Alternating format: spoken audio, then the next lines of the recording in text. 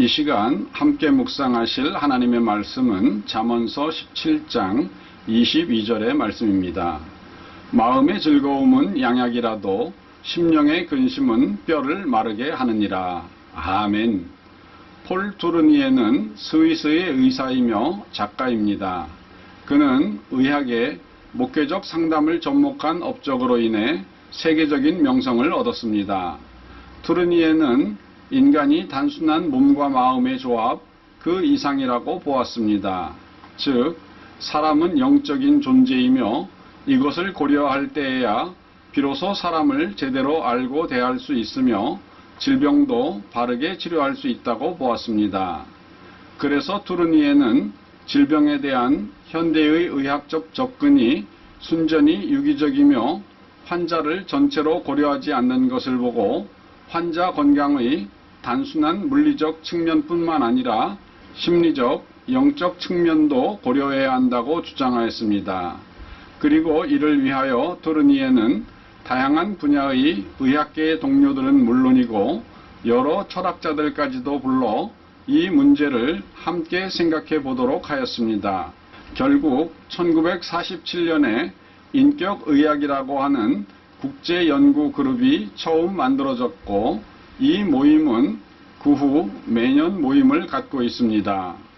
이처럼 기존의 일상적인 환자 돌봄에 영적 및 사회심리학적인 관점을 더하여 입체적으로 진단한 투르니에는 20세기에 가장 유명한 기독교인 의사로 불렸으며 그의 저서는 전 세계 13개국 언어로 번역되어 보급되었습니다.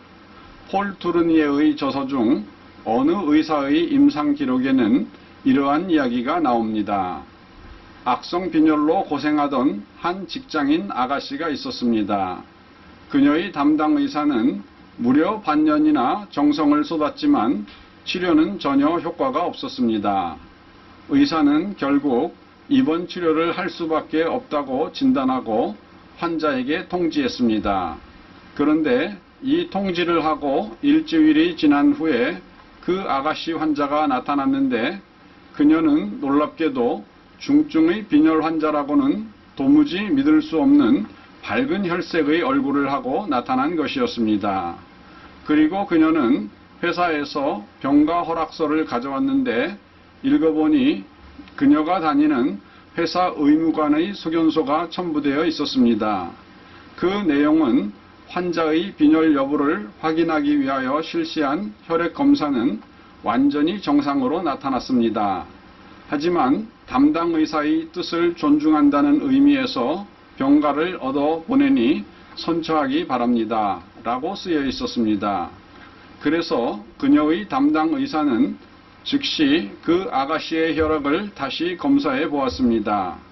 그랬더니 그녀는 지극히 정상적인 건강 상태를 유지하고 있었습니다.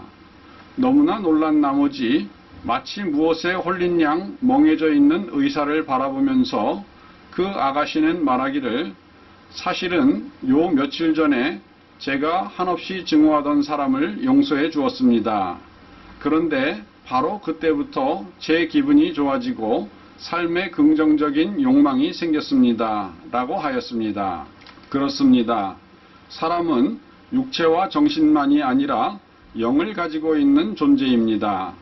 그래서 영적인 문제가 해결될 때 몸은 물론 삶 전체가 건강해지며 나아가 가정과 사회 그리고 나라가 하나님의 복을 누릴 수가 있는 것입니다.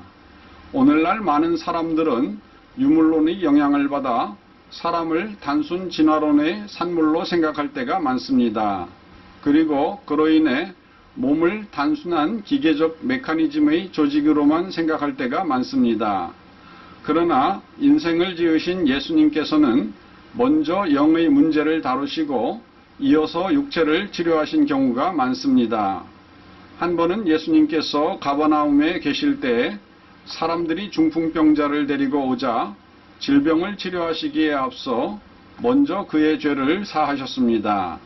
마태복음 9장 2절 침상에 누운 중풍병자를 사람들이 데리고 오거늘 예수께서 그들의 믿음을 보시고 중풍병자에게 이르시되 작은 자야 안심하라.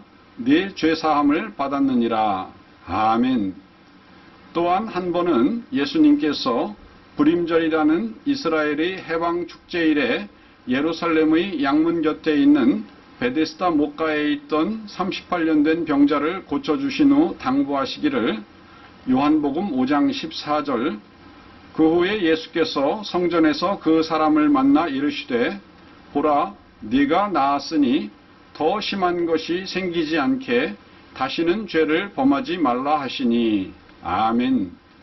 예수님께서 이런 말씀을 하신 것은 38년 된 환자의 과거 질병이 죄에서 기인한 것이었음을 보여주고 있습니다. 그렇습니다.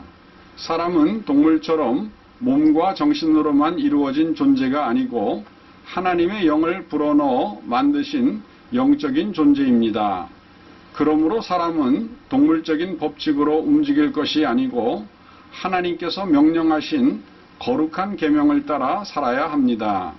그리고 혹시 하나님의 계명을 범해서 일어나는 신체적, 정신적, 영적 질병들이 있다면 우리는 예수님의 거룩한 보혈에 의해 속히 씻어서 회복받아야만 합니다. 오늘도 우리를 치유하시는 주님의 보혈로 완전케 되시는 성도 되시기를 예수님의 이름으로 축원드립니다. 다 같이 기도하시겠습니다. 하나님께서 우리를 지으실 때 육체와 정신만으로 지으신 것이 아니라 우리 코에 생기를 불어넣어 우리 안에 영이 거하게 하시고 하나님과 교류하면서 살게 하여 주셨습니다. 이와 같은 우리들은 하나님의 말씀을 따라 살 때에 온전하고 건강한 삶을 누릴 수가 있습니다. 때로 우리의 연약함이나 세상의 유혹으로 인해서 범죄할 때 우리 자신이 우리 주 예수 그리스도의 거룩한 보혈로 씻음 받아야 된다는 것을 깨닫고 속히 회개할 수 있는 저희들이 될 수 있도록 인도하여 주시옵소서. 오늘도 저희들과 함께 하시며 건강한 삶을 누리게 하여 주시기를 우리 주 예수님의 이름으로 기도드리옵나이다. 아멘.